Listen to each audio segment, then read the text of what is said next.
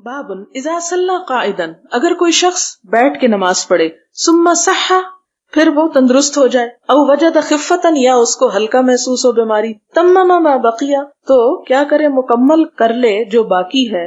یعنی اس کے دونوں معنی نکلتے ہیں کہ بیٹھے ہی باقی پوری کر لے، کوئی نہیں اب بیٹھ گیا تو بیٹھ جائے. اور دوسرا معنی کیا ہے کہ اگر بیٹھ کے وہ سمجھتا ہے کہ نہیں اب اس میں ہمت آ گئی ہے کھڑے ہونے کی، تو وہ درمیان نماز میں بھی کھڑا ہو سکتا ہے. اس کی دلیل آگے آئے گی. وقال الحسن، حسن کہتے ہیں ان شاء المریض، اگر چاہے مریض، صلی رکعتین قائما، کہ 2 رکعتیں کھڑے ہو کے پڑھ لے، ورکعتین قاعدا، اور 2 رکعتیں بیٹھ کے پڑھ لے. کیونکہ بعض اوقات یہ ہوتا ہے کہ آدھی نماز انسان، یا مثلاً آپ یوں کرتے ہیں کہ جو پہلی رکعت شروع کرتے ہیں اس میں تو آپ کھڑے ہونا آسان سمجھتے ہیں، کھڑے ہو کے پڑھ لیتے ہیں، لیکن سجدے سے اٹھ کے پھر کھڑے ہونا بعض بیماریوں میں مشکل ہوتا ہے. آرتھرائٹس کی پرابلم ہوتی ہے کئی لوگوں کو، اور بڑھاپے سے جوڑ چٹکنے لگتے ہیں، تو ایسی صورت میں ان کے لیے بعض اوقات نقصان دہ بھی ہوتا ہے، بوجھ نہیں اٹھا سکتے.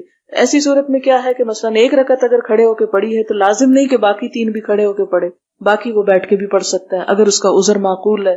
یہ بھی ہو سکتا ہے کہ کوئی شخص اتنی ہمت رکھتا ہے کہ ایک کے بعد 2 دفعہ کھڑے ہو جائے مگر زیادہ نہیں کھڑا ہو سکتا، تو ایسی صورت میں 2 رکعتیں وہ کھڑے ہو کے پڑھ لے اور باقی بیٹھ کے پڑھ لے. یا اسی طرح اگر کوئی 2 بیٹھ کے پڑھ رہا تھا کہ اسے محسوس ہوا کہ اب میری درد ٹانگوں کی درست ہو گئی ہے، اب میں کھڑا ہو سکتا ہوں، تو اس میں کھڑا ہو جائے. حدثنا عبداللہ بن یوسف قال اخبرنا مالک عن ہشام بن عروۃ عن ابیہ عن عائشہ رضی اللہ عنہا ام المؤمنین انہا اخبرته انہا لم تر رسول اللہ صلی اللہ علیہ وسلم یصلی صلاۃ اللیل قاعدا قط. حضرت عائشہ کہتی ہیں کہ آپ صلی اللہ علیہ وسلم نے رات کے نفل کبھی بیٹھ کے نہیں پڑھے تھے. حتی اسنہ، یہاں تک کہ آپ بہت عمر رسیدہ ہو گئے، عمر زیادہ ہو گئی.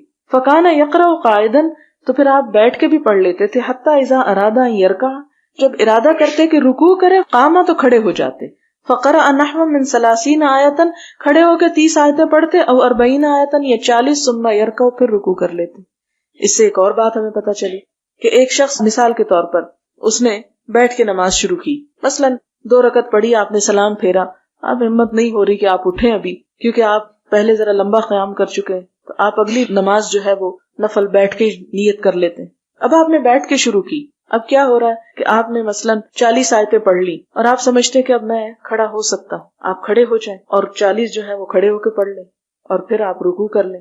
یا اسی طرح یہ ہے کہ آپ نے دیکھا ہوگا جو فیصل مسجد میں ایک سپارہ پڑھا جاتا ہے 2 رکعتوں میں، تو بعض لوگ جن کو نماز کھڑے ہو کے پڑھنے کی عادت نہیں ہوتی یا جسم بھاری ہوتا ہے تو مسلسل اتنی دیر کھڑے نہیں ہو سکتے، تو ان کے لیے کیا سہولت ہے کہ کچھ اگر کھڑے ہو کے پڑھی ہے اور جب ٹانگیں جواب دینے لگے تو بیٹھ جائیں، اور پھر وہ دیکھیں کہ اب امام جو ہے رکوع کے قریب جانے والا ہے تو پھر دوبارہ کھڑے ہو جائیں اور تھوڑی سی نماز پھر کھڑے ہو کے پڑھ کے رکوع کر لیں. تو اس بات کی اجازت ہے، اس کی سہولت ہے. یعنی ہمیں کتنی سہولتیں مل گئی.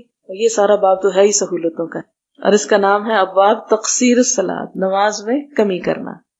حدثنا عبداللہ بن یوسف قال اخبرنا مالک عن عبداللہ بن یزید وابی النضر مولا عمر بن عبید اللہ عن ابی سلمہ ابن عبد الرحمن عن عائشہ ام المؤمنین رضی اللہ عنہا ان رسول اللہ صلی اللہ علیہ وسلم کان یصلی جالسا، کہ نبی صلی اللہ علیہ وسلم بیٹھ کے نماز پڑھتے، فیقرأ وہو جالس، اور بیٹھے ہوئے ہی پڑھ رہے ہوتے. فاذا بقی من قراءتی نحو من 30 و 40 آیتا، جب آپ کی نماز میں سے 30 یا 40 آیتیں رہتی ہوتی، قاما، کھڑے ہو جاتے، فقرأہا، ان کو پڑھتے، وہو قائم، اور وہ کھڑے ہوتے، ثم رکع ثم سجدہ، پھر رکوع سجدہ کرتے، یفعل فی الرکعۃ الثانیۃ مثل ذلک، اور یہ دونوں رکعتوں میں کرتے تھے. دوسری رکعت میں بھی آپ ایسا ہی کر لیتے تھے. فاذا قضا صلاتہ، جب آپ اپنی نماز پوری کر چکتے، نظر، دیکھتے، فان کنت یقظہ، اگر میں جاگ رہی ہوتی، تحدث معی، تو مجھ سے بات چیت کر لیتے، وان کنت نائمۃ استجاع، اور دیکھتے کہ میں سوئی ہوئی ہوں تو آپ بھی لیٹ جاتے، یعنی جگاتے نہیں تھے. تو اس سے کیا پتہ چلتا ہے کہ آپ خود نفل پڑھتے تھے لیکن حضرت عائشہ وغیرہ کو جگاتے نہیں تھے. ظاہر ہے کہ ان کی ہمت اتنی نہیں تھی جتنی آپ صلی اللہ علیہ وسلم کی تھی، اور مقام اور مرتبہ اور ہر لحاظ سے. بسم اللہ الرحمن الرحیم. کتاب التہجد.